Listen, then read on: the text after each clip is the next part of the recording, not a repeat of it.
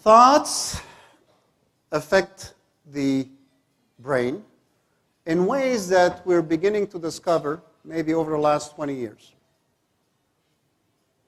And I'm sure a lot of you have heard the word neuroplasticity, the plasticity of the brain, that it's malleable, that it could change, right? The concept in itself is not new because actually every time we go to the gym, we go through bioplasticity in the sense that if you're lifting weights, eventually your muscles are going to grow. So it's kind of muscular plasticity, right? If you're running regularly, your heart is going to reach a higher rate, and it becomes cardiac or cardioplasticity. It adapts. But for a long time, until maybe the last 40, 50 years, we believed that the brain did not change, and you had a number of neurons, and that was it. And we know that that's not the case anymore. We know that the brain changes. And what we know that changes the brain is biology, genes, environment, and last but not least, thoughts. Wow.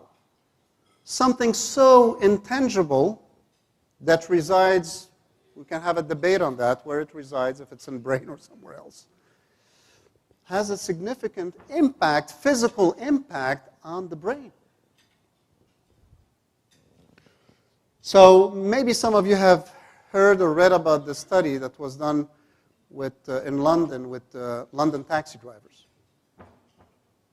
London has nearly 100,000 streets. And to get your license as a taxi driver, you've got to pass the exam of knowing where the streets are and their geography. So to be taxi drivers, hop on their bike and literally go through the streets to memorize where the streets are located and the geography of the streets. So when you put these taxi drivers, London taxi drivers, through an MRI and check their brain, we discover something interesting. We discover that the hippocampus, which is associated with memory, especially long-term memory, and spatial navigation,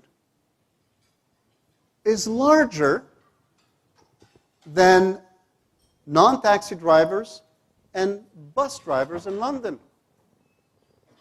So the fact that they're memorizing and they're actually driving through the streets day in and day out has a direct impact on their brain. So we often thought, the brain is kind of what pushes things out, but actually what we do has a physiological, anatomical impact on the brain.